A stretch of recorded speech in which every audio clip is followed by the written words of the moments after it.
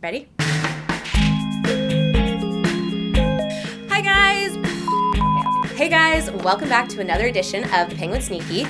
I'm Alexis, and I'm going to be taking you through the 6 titles you can't miss from our Summer 2017 list. Summer 17. The 6 you can't miss. Everything from YA to middle grade to nonfiction to picture books. And this time I'm really excited to tell you that we have a special guest at the end. I don't want to get into it too much here because we have a lot to cover. So let's just go. Summertime, let's ride the page. Totally bookular. Okay, the first book I'm going to be talking about today is Book of Mistakes by Corinna Lucan. It was a debut on our list this summer, and it's the only picture book I'm going to be talking about because I love it that much. This book is about how a simple mistake can turn into a beautiful adventure. I really love this book. The whole story starts with one little ink blot, and it turns into this beautiful arc about a little girl's day. What is really special about this book, aside from the fact that it teaches you that mistakes are okay to make, is how beautiful the art is. Corinna's filled Book of Mistakes with beautiful inky lines, pops of color. I particularly love the use of yellow throughout the book. It's one of my favorite colors. She's gracefully taking us through the negative space, and she's really shown us how with a little bit of humor, a little bit of ingenuity, some perspective, something that seems like a mistake isn't the end of the world. It actually could be the start of something really beautiful.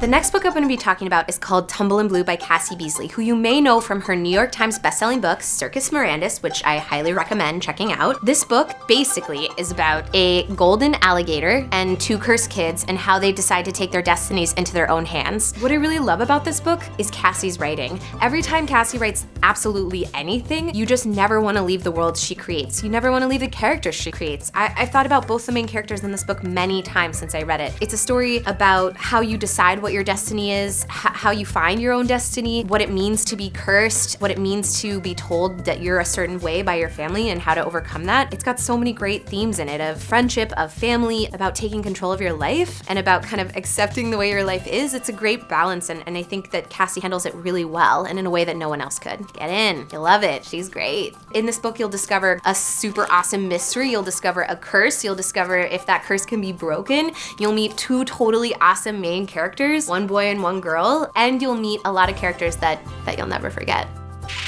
The next book I'm going to be talking about is called The Epic Fail of Arturo Zamora, and it's by Pablo Cartaya, another debut on our list for summer 2017. This book is about a first-generation Cuban-American boy whose family's restaurant comes under threat when gentrification starts happening around the neighborhood. It's about family ties, it's about what you'll do to save what you love, family responsibility, it's about growing up, it's kind of about your first love too, and there's really amazing descriptions of Cuban food in this book. I mean, I got hungry reading it, and there's actually 3 recipes at the end of this book for Cuban dishes that are described in the book. So the story can start in the book, but it can actually come into your kitchen. And I just think that's really cool and kind of unheard of. So this is a great story. It's about food, it's about family, and it's about fighting what you believe in. But I also really love that it goes from Spanish to English throughout the book. You see a lot of Spanish phrases that Arturo says, particularly to his grandmother. I grew up in a mixed house. My mom is Mexican, my dad is white, and we seamlessly went back and forth between English and Spanish a lot. And I felt really at home in this book because of that. That certainly doesn't mean if you don't speak Spanish, this book isn't for you. I would say that you might even pick up a phrase if you don't speak Spanish. I think Pablo has mastered the art of context clues. Adios, me encanta, fabulosa.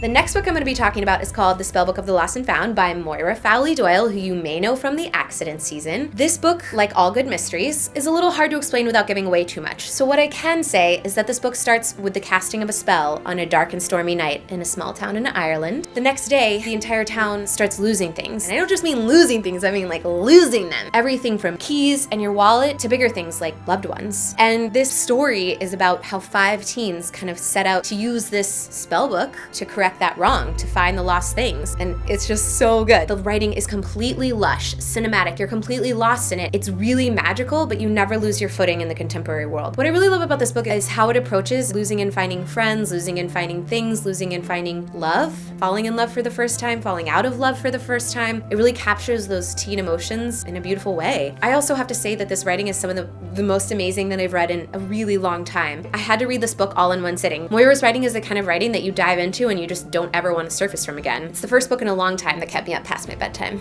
The next book I'm going to be talking about is called The Arsonist by Stephanie Oakes. You may know Stephanie from The Sacred Lies of Minnow Bly, which is so good, you should definitely read it too. Anyway, this is her new novel, which is basically Codename Verity meets I Am the Messenger. The Arsonist merges 3 points of view to basically create a book that's equal parts historical mystery and contemporary coming of age. Point of view and character number 1, Molly Mavity. She is not your average teen, considering the fact her dad is an infamous arsonist and murderer on death row. Point of view number 2, Peffer Youssef, who is a Kuwaiti immigrant who also has epilepsy and has been charged with writing a series of essays over the summer so he doesn't flunk out of school. Point of view number 3, Ava Draymond, the bold and beautiful, courageous East German resistance fighter whose murder in the book ends up bringing about the fall of the Berlin Wall. This story is so good. It's about how these seemingly different characters in different periods of time are all actually connected to this decades-old mystery of who killed Ava. What I really loved about this book, aside from the fact that it's a heart-stopping mystery thriller, is that the themes in it are really relevant today. It's about resistance. It's about fighting for what you believe in. It's about standing up for what's right, even when you're faced with kind of big powers. And I think it's just a good book about bravery and courage and friendship and arson. It's so great. The last book I'm going to be talking about today, I'm really excited about. It's called Growing Up, and it's a nonfiction book about growing up. So it covers the things like what happens to our bodies during puberty and what it means to be a teen and all the changes that we're experiencing, the hormones, the science, and it's by Mayim Bialik, who you may know from The Big Bang Theory or Blossom. For those of you who don't know, Mayim is actually a neuroscientist. She is Dr. Mayim Bialik. The thing I really love about this book, aside from the fact that it totally matches my shirt, it's like Instagram, Bookstagram, is that this book asks readers a lot of questions. It asks you to look for the triggers of your stress. It asks you to look for your passions. It asks you about what you want to be when you grow up and explains how to ask those questions of yourself in a non-scary way. This is the moment we've all been waiting for. We're actually going to bring in Mayim today to talk a little bit about her book. I'm so excited, and I hope you guys are too. Hi Mayim, thanks so much for joining us today. I'm so grateful that you let me ask you a few questions. Where are you joining us from today? Hi Alexis, I am joining you from Los Angeles, California, where I live and work. I'm currently in my son's bedroom. Thanks so much again. So let's just dive right in. I know you've written some other books on family and wellness, and you founded Grok Nation, but I think my first question for you would be, why write this for young women? Why growing up? What inspired you to write this book? Well, the notion of the female experience and growing up female is something that obviously has interested me my whole life as I was a girl growing up. And now that I'm a public person and also have a PhD in neuroscience, I've been approached by a lot of editor and publishing companies to do a book on science for girls.